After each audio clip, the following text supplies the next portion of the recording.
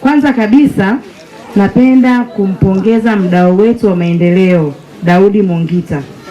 Kiukweli ni vijana wachache sana katika jamii zetu, naweza kusema, ambaye anakuwa yuko mbali na sehemu aliyozaliwa, lakini anakumbuka nini?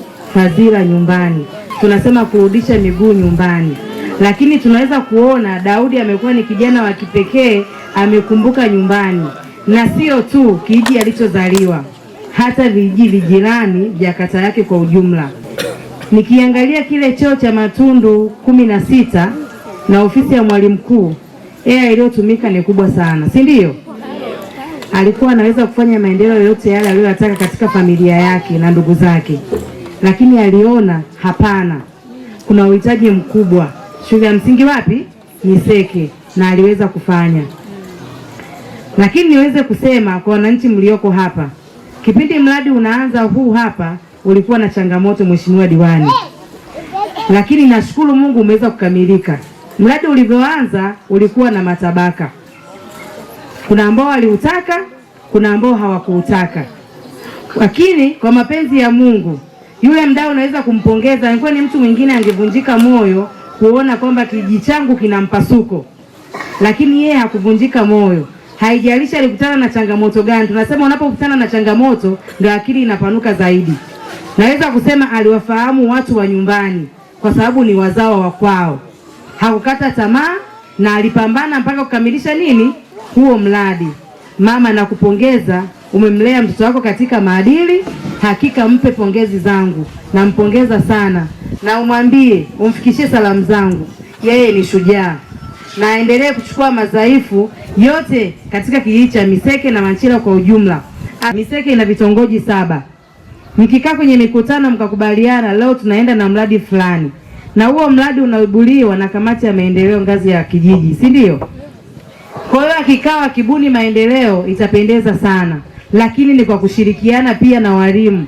Lakini tukiweka boundaries, mipaka kati ya walimu na uongozi wa kijiji au na wakata, maendeleo hayawezi yakatokea, kwa sababu tutakuwa tunaogopana katika kufanya kazi. Kwa hiyo niwaombe sana, mradi unapokuja tuweke tofauti pembeni, tufanye kazi kwa kushirikiana ili tuweze kuibadilisha Miseke yetu. Miseke iliyopo leo iweze kubadilika.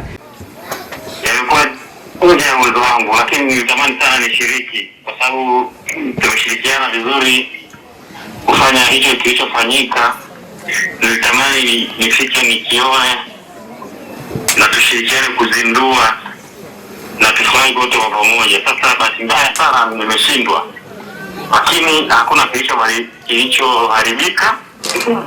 Hapo ni nyumbani, nitakuja tu siku yoyote, wakati wowote, na nitashuhudia kazi kubwa ambayo mmeifanya au tumeifanya pamoja. Kikubwa mimi ujumbe wangu kwenu, ninashukuru sana, mmetufikisha hivi tulivyo. Ni sehemu ndogo sana, tunajaribu tu kuonyesha upendo wetu kwenu, kwa sababu isingekuwa jamii, baba yangu na mama yangu pekee wasingetosha kunilea, kunivusha, lakini jamii kwa ujumla mmeshirikiana kutulea. Ninatoa changamoto hii kwa wengine pia ambao wanaweza wakawa na nafasi ya kufanya hata kama ni kidogo. Kakaangu Daudi amefanya vizuri, katupa bati 118 kijiji cha Mchanga kule Marakop 118. Alituma shilingi milioni 3 tununua mabati 2,950,000 na tukayasafirisha kwa ile nyingine, na tumepaua madarasa 2 pale. Na juzi pia mbunge ametoa mifuko 100, mimi nikiwa kama diwani nimeenda Marakop.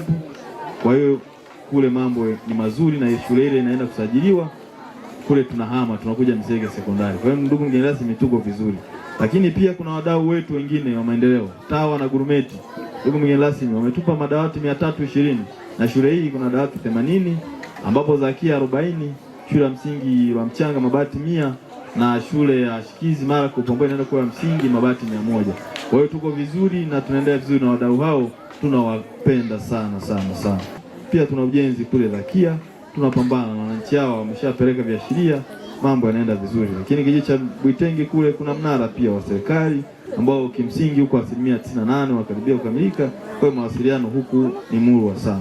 Na changamoto ya kwanza ni miundombinu, hasa barabara, na ya pili pia ni barabara, na ya tatu ni barabara.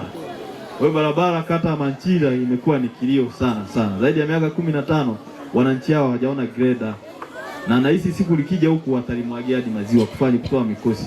Vile vile nitoe shukrani zangu za dhati kwa mbunge wetu, dada yangu, bosi wangu Mary Daniel Surati. Mbunge wetu kabisa ni mbunge shupavu, kazi anaifanya na tunaiona jamani, si ndio jamani? Leo hata watu mnaweka ving'amuzi mnafuatilia bunge ni kwa sababu ya nani? Ya Mary.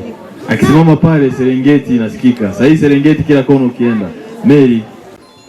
Ni vizuri sasa tukawa na mawazo chanya ya kuanzisha sekondari Miseke, kwa sababu shule ya Zakia na shule ya Miseke ni shule ambazo zinatosha kabisa kulisha Miseke sekondari. Kwa hiyo naomba ili wazo mlipokee na tuone namna ya kushirikiana, ifike hatua sasa Miseke iwe na sekondari. Nazungumza haya nikirejea tukio la mwanafunzi wetu mpendwa ambao litokea Ikoma kama wiki moja wiki mbili.